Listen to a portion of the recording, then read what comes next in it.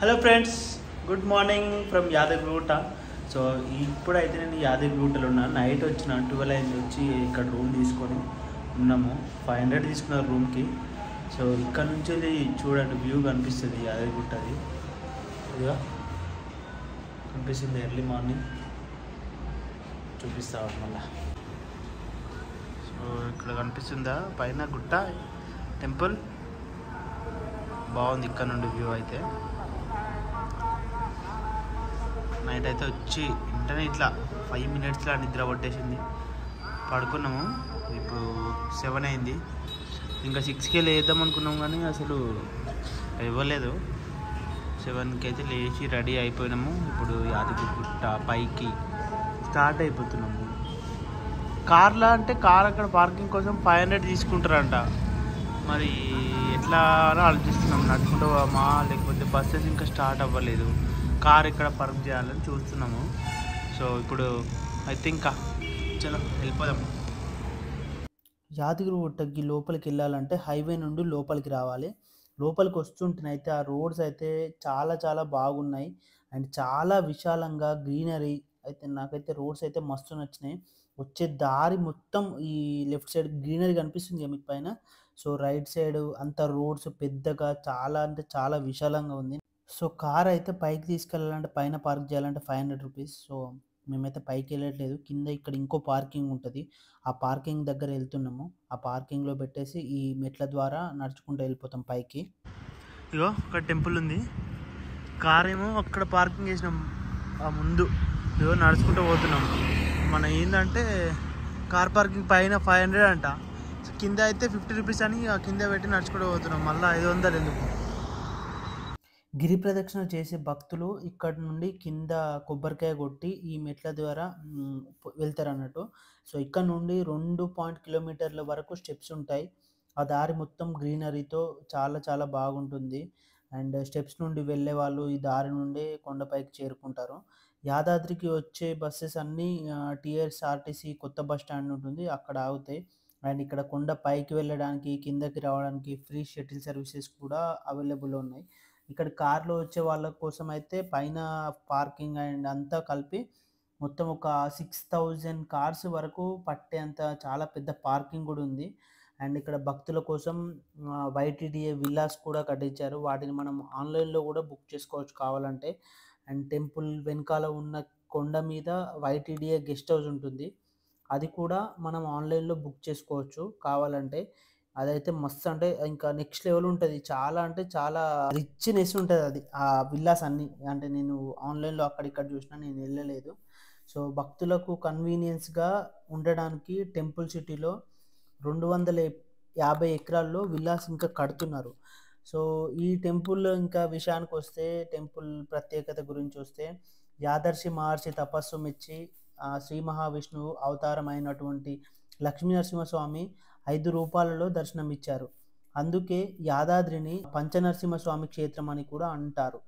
అంతటి విశిష్టత ఉన్న యాదాద్రి పునర్నిర్మాణం 4.3 ఎకరాల విస్తీర్ణంలో 2.3 ఎకరాల దేవాలయ ప్రాంగణంతో నిర్మించారు.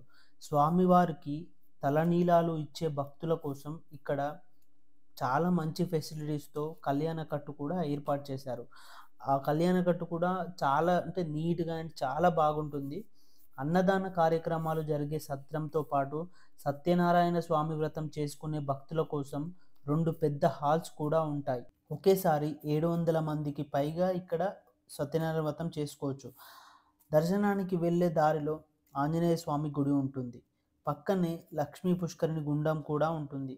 అక్కడ స్నానం చేసే వాళ్ళ కోసం చేంజింగ్ రూమ్స్ కూడా ఉంటాయి. ఇక్కడ విష్ణు పుష్కరిణి అని ఉంటుంది. అది కేవలం స్వామివారి కోసమే వాడతారు.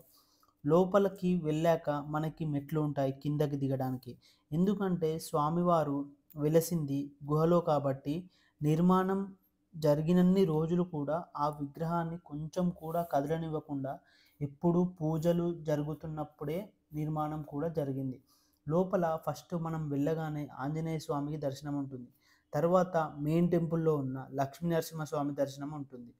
ముఖద్వారం ముందు 12 అల్వార్లు విగ్రహాలు ఉన్నాయి. వైష్ణవ సాంప్రదాయం ప్రజలకు బోధించారు కాబట్టి ఆ అల్వార్లు ముఖద్వారం ముందు పిల్లర్లుగా స్థాపించారు.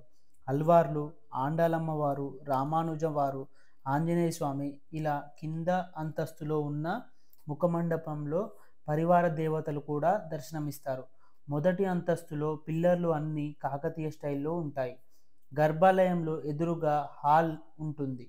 హాల్ అంతా చాండిలియర్స్, శిల్పాలు, 11 ఫీట్లు ఉన్న ద్వారంతో పాటు గోల్డెన్ గజస్తంభం ఉంటుంది. ఇవన్నీ ఆనాటి రాజస్థాన్ని ప్రతిబింబించేలా చేస్తుంది. శిల్పాలతో చెక్కిన కథలు, ఆర్కిటెక్చర్ చాలా బాగుంటుంది.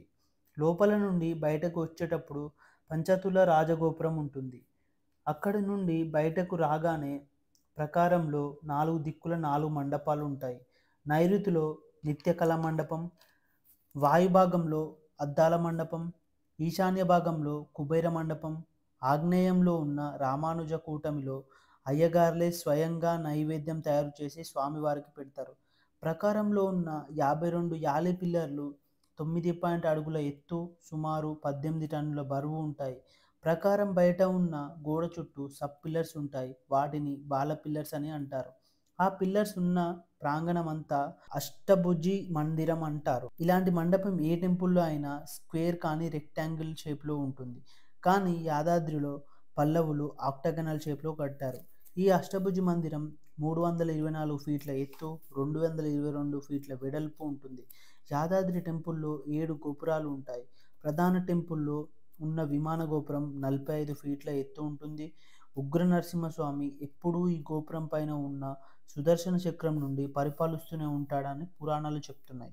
మనం ఈస్ట్లో ఉన్న రాజగోపురం నుండి వచ్చి దర్శనం అయిపోయాక వెస్ట్లో ఉన్న రాజగోపురం నుండి బయటకు వస్తాం. ఈ టెంపుల్ పునర్నిర్మాణం అంతా కృష్ణశిలారాయితో జరుగుతుంది. ఇక్కడ గోడకు ఇంకో వైపున మహాబలిపురంకి చెందిన పల్లవుల శైలి నిర్మాణం జరిగింది. మనం నార్మల్గా వాడే కాంక్రీట్, సిమెంట్ కాకుండా లైమ్, శాండ్, జూట్, కరక్కాయ ఇంకా జనాప్రాణ కలిపి వాడారు. రోజుకి ఇక్కడికి సుమారుగా 50,000 మంది పైగా దర్శనం చేసుకోవడానికి భక్తులు వస్తారు. భక్తులకు సౌకర్యంగా ఉండడానికి ఒక పెద్ద క్యూ కాంప్లెక్స్ ఉంటుంది. టెంపుల్ బయట ప్రాంగణంలో 2 ఎకరాల విశాల ప్రదేశం ఉంటుంది. సుమారు 6 సంవత్సరాలు కొన్ని వేల మంది సహాయంతో పునర్నిర్మించారు ఈ యాదాద్రి గుట్టని విస్తరించడానికి 100 అడుగుల మేర రిటైనింగ్ హాల్ని నిర్మించారు. ఇప్పుడు ఈ యాదాద్రి ఆలయంలో 2,000కి పైగా శిల్పాలు ఉన్నాయి. కేవలం పునర్నిర్మించడం మాత్రమే కాదు, భక్తి శ్రద్ధలతో ముందు తరాలకు మన చరిత్రని, మన సంస్కృతిని బోధించే ప్రపంచంలోనే అత్యంత ప్రత్యేకమైన దేవాలయంగా నిలుస్తుంది మన యాదగిరి గుట్ట, యాదాద్రి. సో ఇదండి మన యాదగిరి గుట్ట, యాదాద్రి కథ. సో ఇప్పుడు ఇది కనిపిస్తుందా, ఇదంతా క్యూ లైనే. ఇందులోకి వెళ్ళి నడుచుకుంటా వెళ్ళి రైట్ సైడ్ నుంచి మళ్ళీ అక్కడ రైట్ తీసుకొని లోపలికి వెళ్ళాలి. అండ్ లోపల అయితే అసలు వీడియో అలో లేదు. సో అందుకోసమే నేను వీడియోస్ ఏం తీయలేదు. లోపల ఒక చిన్న క్లిప్ తీసిన, అసలు ఫోన్సే అలో లేదు.